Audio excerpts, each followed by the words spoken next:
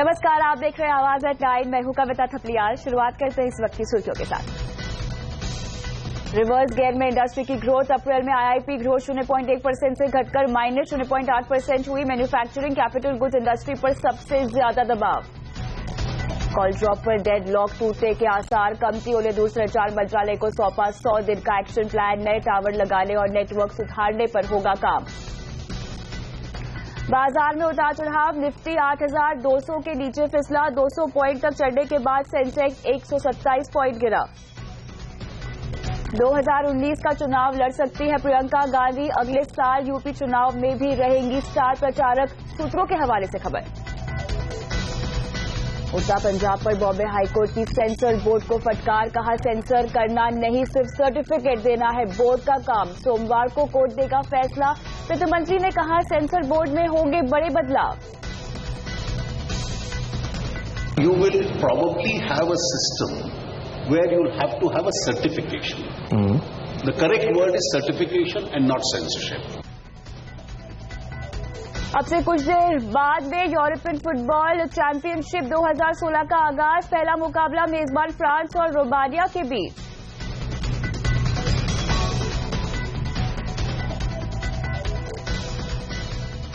अप्रैल में इंडस्ट्री की रफ्तार धीमी पड़ गई है। अप्रैल में आईआईपी ग्रोथ 0.1% से घटकर -0.8% हो गई है। ये ग्रोथ अनुमान से भी कम है क्योंकि सीएनबीसी आवाज के पोल में ग्रोथ -0.5% रहने का अनुमान था। इसी पर और जानकारी देने के लिए हमारे साथ अब जुड़ रहे हैं मेरे सहयोगी प्रदीप पंड्या। प्रदीप, ये बताएं कि आखिर इन आंकड़ों को आप कैसे देखते हैं और खासतौर से मार्केट पर इन आंकड़ों का किस तरह का असर होगा? आईआईपी के इन आंकड़ों को अगर आप देखें तो खासतौर पे कैपिटल गुड्स का एक आंकड़ा है जो काफी हद तक निराश करने वाला रहा है, लेकिन उसके सामने कंज्यूमर ड्यूरेबल्स में एक अच्छी ग्रोथ हमें जरूर देखने को मिली है जो कहीं ना कहीं सिल्वर लाइनिंग दिखाती है ओवरऑल। लेकिन आईआईपी का आंकड़ा पिछले 6 महीनों में आप कह सकते हैं कि 4 या 5 बार बहुत ही कमजोर रहा है और वो एक क्लियर ट्रेंड हरगिज नहीं बता रहा है। तो ये चिंता का विषय जरूर हो सकता है। ज्यादा चिंता इस बात से होगी कि आईआईपी एक तरफ आपका कमजोर हो रहा है और दूसरी ओर सीपीआई के जो आंकड़े सोमवार को आने वाले हैं उसमें बढ़ोतरी देखने को मिलेगी। तो आगे चलकर जो रेट की ट्रेजेक्ट्री है, रेट घटने की उम्मीद कम हो जाएगी। जिन बैंकों को रेट घटाना है वो शायद थोड़ा सोचेंगे, थोड़ा और ज्यादा वक्त लगाएंगे और ऐसी स्थिति में इन्वेस्टमेंट को बूस्ट करने के लिए जो अभी नहीं हो रहा और जिस इन्वेस्टमेंट की कमी की वजह से कैपिटल गुड्स पे पिकअप नहीं हो रहा, उसके लिए जो ब्याज दरें घटने की जरूरत है वो भी नहीं होगा। तो इस सिनेरियो में साफ तौर पे हम कह सकते हैं कि इन आंकड़ों का असर बाजार के ऊपर नेगेटिव ही होना है।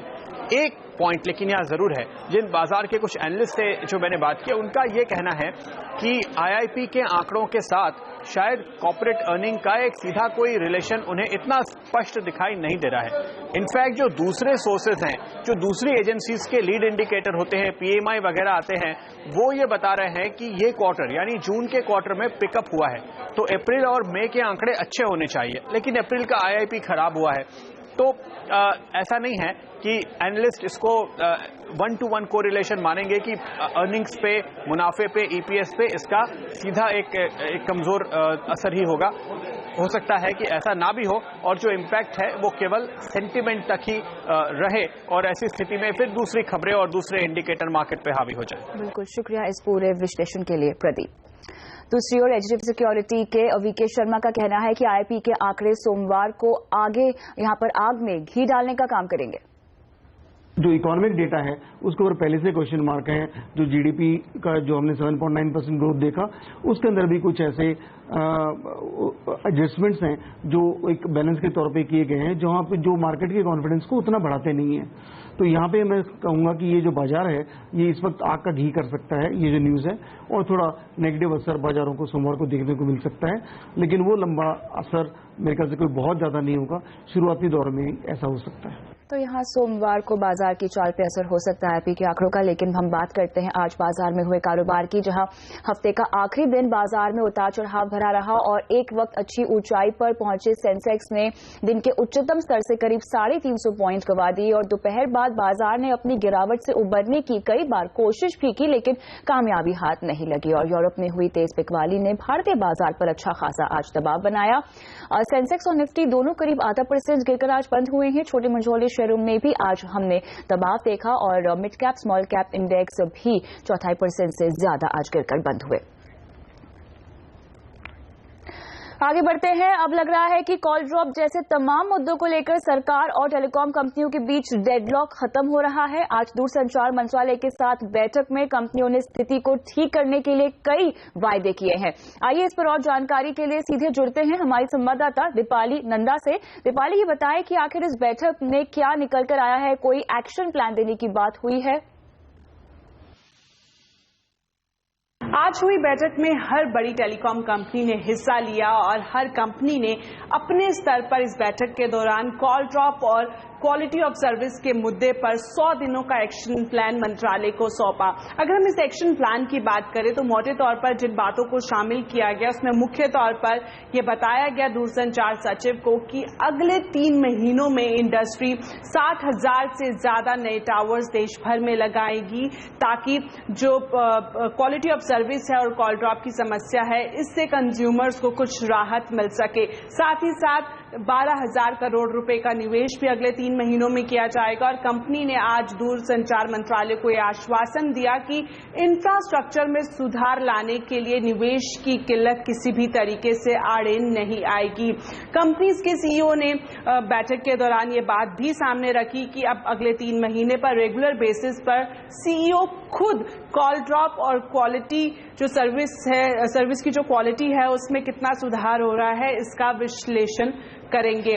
बैठक के बाद दूरसंचार सचिव ने ये बताया कि जो वादे आज कंपनियां करके गई हैं इन वादों पर फिलहाल उन्हें भरोसा है और 3 महीने बाद एक बार फिर से एक क्वार्टरली रिव्यू किया जाएगा और जिसके बाद ये सामने आएगा कि कितना सुधार ये कंपनियां कर पाई हैं कॉल ड्रॉप और सर्विस की क्वालिटी सुधारने में।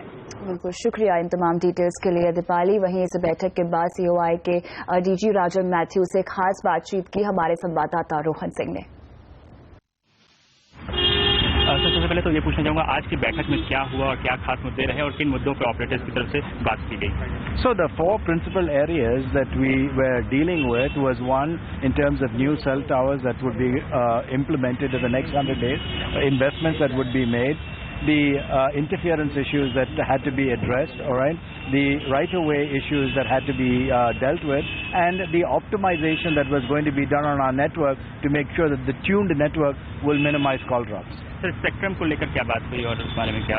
कुछ भी नहीं, तो डिस्कशन नहीं हो गया, तो डीओटी सेक्रेटरी बताया तो सब कुछ डिसीजन हो गया, तो वो कैबिनेट के पास है, तो they will make the final decision. और सर कॉल ड्रॉप को लेकर क्या बात की गई? कॉल ड्रॉप को लेकर सरकार की तरफ से वो एक ऑपरेटर को सुना होता था क्या है प्लान है, तो अब आपका 100 डेज में क्या क्या करना है, तो ये 4 एरिया में भी तो कमिटमेंट दिया तो ऑपरेटर्स, तो वो लिखा था, तो he said he will follow up on this matter. वहीं कॉल ड्रॉप मामले में कंपनियों के लिए बने एक्शन प्लान की टेलीकॉम सचिव जेएस दीपक ने इसका स्वागत किया है, लेकिन कॉल ड्रॉप पर ऑपरेटर के खिलाफ जुर्माने और कैद जैसी सजा देने के लिए ट्राई को अधिकार देने की मांग को उन्होंने खारिज कर दिया है। उन्होंने यहां कहा है कि ये समस्या का कोई समाधान नहीं है। हम आगे बढ़ते हैं। एक के बाद एक चुनाव में लगातार हार झेल रही कांग्रेस अब अपने ब्रह्मास्त्र के तौर पर प्रियंका गांधी को मैदान में उतारने की तैयारी कर रही है। कांग्रेस में मौजूद सूत्रों के मुताबिक प्रियंका 2019 के आम चुनाव लड़ सकती हैं। आइए इस खबर पर विस्तार से बात करने के लिए हमारे साथ जुड़ रही हैं सहयोगी पल्लवी घोष। पल्लवी, ये समझाएं कि आखिर पूरा प्लान क्या है यहाँ कांग्रेस का और क्या प्रियंका कांग्रेस को वाकई बचा पाएगी, उनकी किस्मत बदल पाएगी या ये पार्टी की बहुत बड़ी भूल होगी? अब हमारे पास जो सूत्र बताते हैं वो कहते हैं कि कांग्रेस की लड़ाई अभी से तैयारी शुरू हो रही है अगले लोकसभा चुनाव में जो 2019 में है, और ऐसे में प्रियंका गांधी एक अहम भूमिका निभा सकती है, यानी कि सक्रिय राजनीति में आ सकती है। आपने देखा होगा कि पिछले कुछ महीनों से सोनिया गांधी चाहती हैं कि जितने भी बड़े फैसले हो पार्टी के वो राहुल गांधी ले, और ये बहुत जल्द होने वाला है कि राहुल गांधी कांग्रेस के अध्यक्ष बन जाए।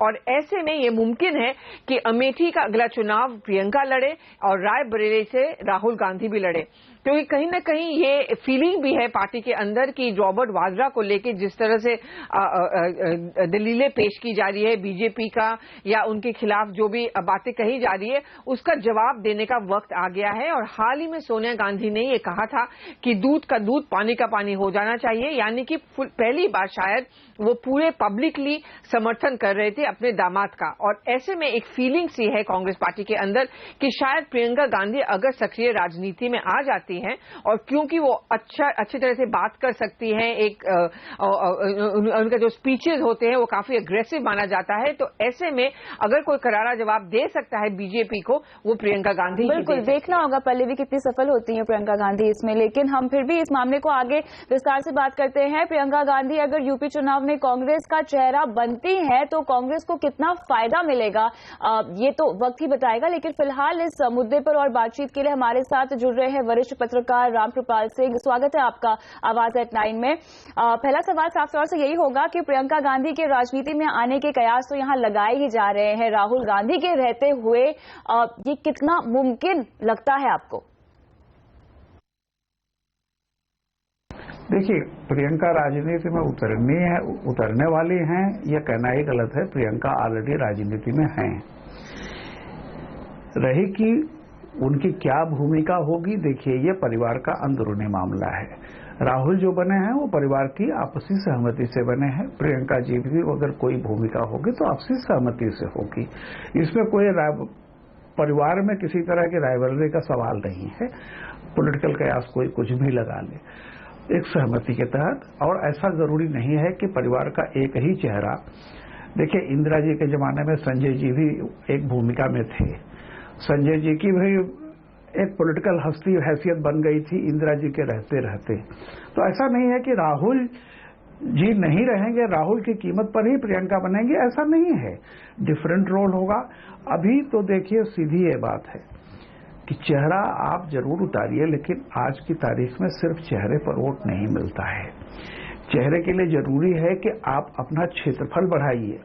मान लीजिए कि जैसे आपने बिहार में किया है, बंगाल में किया है, अगर आप 44 सीट 45 सीट फिर किसी समझौता कर लेंगे तो कोई बड़ा से बड़ा चेहरा उतरे, उसको हासिल क्या होगा? जब आप सीढ़ी का आखिरी डंडा ही आपका लक्ष्य होगा तो गिरते गिरते हो सकता है वो भी ना हाथ में आए, या अगर आप सब कुछ 100% सफल हो गए तो आखिरी डंडा पकड़ लेंगे आप सीढ़ी का निचला।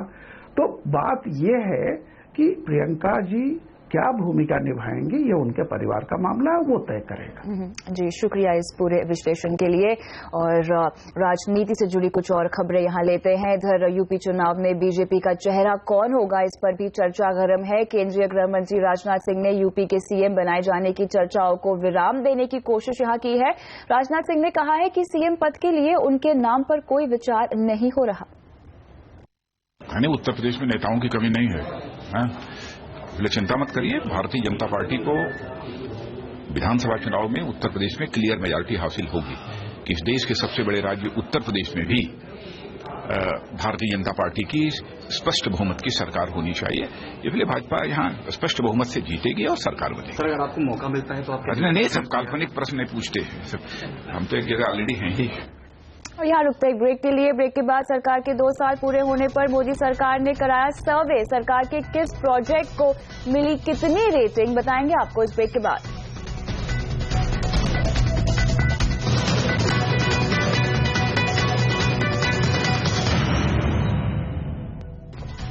सरकार के 2 साल पूरे होने पर प्रधानमंत्री मोदी आम जनता के मन की बात जानने में जुटे हैं और इसके लिए सरकार mygov.in पर एक खास सर्वे भी करा रही है और इस सर्वे में आम जनता को यहां पर कहा गया है कि सरकार के महत्वाकांक्षी प्रोजेक्ट और प्लान को रेटिंग देनी है और ऐसे में जनता का फरमान क्या है, 2 साल के कार्यकाल में सरकार पास हुई है या फेल, बताने के लिए हमारे साथ अब जुड़ रही हैं हमारी सहयोगी प्रियंका संभव। प्रियंका, सबसे पहले तो आप हमें ये समझाएं कि सरकार के किन प्रोजेक्ट्स को पास किया है और पसंद किया है आम जनता ने। तो सरकार के इस प्रोग्रेस रिपोर्ट में फ्लाइंग कलर से सुरेश प्रभु की रेल निकल रही है, क्योंकि मॉडर्नाइजेशन ऑफ रेलवेज पर सबसे ज्यादा अंक मिले हैं अभी तक सर्वे में। 70% लोग मान रहे हैं कि रेलवे के आधुनिकीकरण पे जिस तरह का काम हुआ है इसे 5 स्टार रेटिंग मिलनी चाहिए। और इसके बाद बारी आती है, जिस तरह से पीएम मोदी हमेशा सुर्खियों में छाए रहते अपने विदेशी दौरों को लेकर के, तो विदेशी नीतियों पर जिस तरह से सरकार ने काम किया है, 66% लोग इसे 5 स्टार रेटिंग दे रहे हैं, बढ़िया काम बता रहे हैं। और तीसरे पायदान पर मैं 2 प्रोग्राम्स कहूंगी सरकार के जो आ रहे हैं। एक है मेक इन इंडिया, करीब 53% लोग मान रहे हैं कि मेक इन इंडिया में जिस तरह के कदम हो रहे हैं उसे 5 स्टार रेटिंग मिलनी चाहिए। और ठीक इसी से कंधा मिलाकर ये बात भी खड़ी है कि ये पूछा जा रहा है कि क्या आपको लगता है देश में बिजली 24 घंटे 7 दिन 24/7 मिल रही है? तो 52% लोग इस बात पर सरकार को 5 स्टार रेट दे रहे हैं। बिल्कुल, तो ये तो बात हुई इन प्रोजेक्ट्स की प्रियंका जिन्हें लोग पसंद कर रहे हैं, लेकिन अब ये बताइए कि सर्वे में जनता किन प्रोजेक्ट्स पर सरकार के काम से निराश दिखाई दे रही है? तो जैसा मैंने कहा, प्रोग्रेस रिपोर्ट है तो कहीं मार्क्स ज्यादा भी मिल रहे हैं और कहीं कम भी मिल रहे हैं। और जिन मोर्चों पर सरकार को कम मार्क्स मिल रहे हैं उसमें नंबर 1 पायदान पर ब्लैक मनी नजर आ रहा है। करीब 30% लोग ही इसे 5 स्टार रेटिंग दे रहे हैं। उनका मानना है कि ब्लैक मनी के मुद्दे पर जिस तरह के वादे किए गए वो पूरे नहीं हुए हैं, तो इस मोर्चे पर विफलता हाथ लग रही है सरकार को।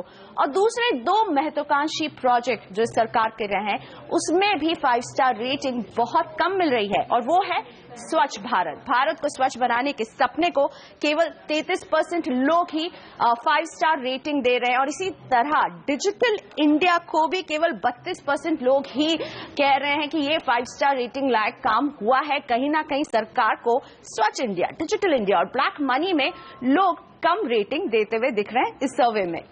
मुद्दों पर सरकार को काम करने की जरूरत है। शुक्रिया प्रियंका ये रिपोर्ट को बताने के लिए, सर्वे को बताने के लिए। लेकिन हम आगे बढ़ते हैं। मनी लॉन्ड्रिंग केस में ईडी ने विजय माल्या को भगोड़ा घोषित करने के लिए स्पेशल कोर्ट में अर्जी दी है और ईडी का तर्क ये है कि बार बार समन देने के बावजूद माल्या पेश नहीं हो रहे हैं। और सूत्रों की माने तो ईडी ने माल्या के खिलाफ गैर जमानती वारंट जारी करने के लिए वित्त मंत्रालय को चिट्ठी भी लिखी है। हाल ही में ईडी ने इंटरपोल से भी माल्या के खिलाफ रेड कॉर्नर नोटिस जारी करने की मांग की थी, हालांकि सबूतों की कमी के कारण ऐसा नहीं हो सका। अच्छी मानसूनी बारिश में सूखे और गर्मी से राहत जरूर मिलेगी, लेकिन लहलाती बम्पर फसल भी हो इसकी कोई गारंटी नहीं है, क्योंकि कीटनाशकों के मामले में एक बेहद बुरी खबर आई है। एफएओ यानी फूड एंड एग्रीकल्चर ऑर्गेनाइजेशन के मुताबिक देश में 25% कीटनाशक नकली हो सकते हैं। बीज और पानी के बाद अच्छी फसल के लिए कीटनाशकों की भी जरूरत होती है, लेकिन अगर कीटनाशक नकली हो तो फसलों को तो भारी नुकसान पहुंचेगा ही, लोगों की सेहत पर भी बुरा असर पड़ेगा। यूनाइटेड नेशंस की संस्था एफएओ की माने तो देश में 1/4 तक कीटनाशक नकली हो सकते हैं। एग्रीकल्चर केमिकल जो कृषि की रसायन जो हम प्रयोग करते हैं उसमें नकली रसायन की बढ़ गई है। वो तो बताते हैं कि इंडस्ट्री वालों तो 25% तक नकली है। उसका क्या असर होगा प्लांट्स पर, इफेक्टिवनेस आएगा नहीं आएगा वो हम लोग पता नहीं है। हमको ये भी पता नहीं है कि अगर वो स्पूरियस है, नकली है, तो उसका ह्यूमन हेल्थ पर भी असर हो सकता है, क्योंकि उसके तो कोई स्टैंडर्ड नहीं किया है। ये थोड़ा समस्या इसमें आ गई है। मैं WHO से बात करने वाला हूँ, जो यूएन की उसके ह्यूमन हेल्थ वो लोग देखते, मैं नहीं देखता, तो उनसे बात कर, तो उसके बाद हम लोग गवर्नमेंट को अप्रोच करेंगे। देश में एग्री केमिकल्स का कारोबार 19,000 करोड़ रुपए का है, जिसमें मिलावटी कीटनाशक का धंधा 5,000 करोड़ रुपए का होने की आशंका है। कीटनाशक निर्माताओं की लगातार गुहार के बावजूद सरकार ने इस मामले को गंभीरता से नहीं लिया है। हमने स्टेट को भी गुहार लगाई, उनके साथ मिलके छोटे छोटे जगह में बहुत बार रेड पाड़ी है और जो डुप्लीकेट जो बनाते हैं उनको पकड़े भी है। पर प्रॉब्लम क्या है कि ये जो बिजनेस होता है वो इंटीरियर होता है, छोटे छोटे तालुका और डिस्ट्रिक्ट लेवल में, और वहाँ के जो डॉन रहते हैं, वहाँ के जो मवाली रहते हैं, वो ये बिजनेस में लगे हुए रहते हैं। कभी पकड़ने के बाद भी उन पे केस डालने के बाद भी उसकी सुनवाई नहीं होती है, कोई विटनेस आता नहीं तो केस चलता नहीं, तो ये हमारी बड़ी समस्या है। पेस्टिसाइड मैन्युफैक्चरर्स ने केंद्र और राज्य सरकारों से मांग की है कि बिना जांच पड़ताल के ना तो किसी मैन्युफैक्चरर का रजिस्ट्रेशन हो और ना ही उसे कीटनाशक बनाने का लाइसेंस दिया जाए। पीएमएफएआई के मुताबिक इस मामले में केंद्र सरकार ने तो कानून बना दिया है, लेकिन राज्य सरकारें इसे सख्ती से लागू नहीं कर रही हैं। यानी नियम होने के बावजूद किसानों के साथ धोखा, फसल को नुकसान और आपकी सेहत के साथ खिलवाड़ जारी है। नेहा आनंद, दिल्ली।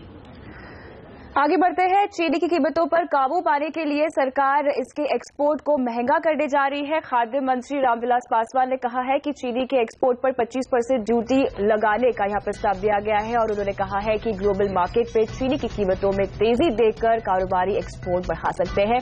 ऐसे में घरेलू बाजार में कीमतों पर काबू के लिए ऐसा करना जरूरी हो गया है। स्टार्टअप को बढ़ावा देने के लिए पेटेंट ऑफिस ने नई गाइडलाइंस जारी कर दी है और नई गाइडलाइंस के तहत पेटेंट दाखिल करने के लिए स्टार्टअप को एक फेलिसिटेटर मिलेगा जो पेटेंट की अर्जी फाइल करने में मदद करेगा और इसके अलावा फेलिसिटेटर आगे की कार्रवाई जैसे अर्जी पर आने वाले सवालों के जवाब देने में भी स्टार्टअप की मदद करेगा। पेटेंट ऑफिस ने इसके लिए 280 फेलिसिटेटर्स के नाम का चुनाव भी किया है। हालांकि सरकार के एक्शन प्लान के विपरीत गाइडलाइंस में कहा गया है कि पेटेंट की अर्जी के लिए फीस स्टार्टअप्स को ही देनी होगी। यूरोपियन फुटबॉल चैंपियनशिप 2016 का आगाज आज होने जा रहा है और इस साल फ्रांस में हो रहे यूरो कप का पहला मुकाबला ग्रुप ए में मेजबान फ्रांस और रोमानिया के बीच आज होगा। यूरो कप में इस बार 24 टीमें हिस्सा ले रही हैं और ये मुकाबले फ्रांस के 10 शहरों में होंगे। टीमों को 6 ग्रुप्स में बांटा गया है और यूरो कप अब तक सबसे ज्यादा बार स्पेन और जर्मनी ने जीता है। स्पेन यूरो कप का डिफेंडिंग चैंपियन है।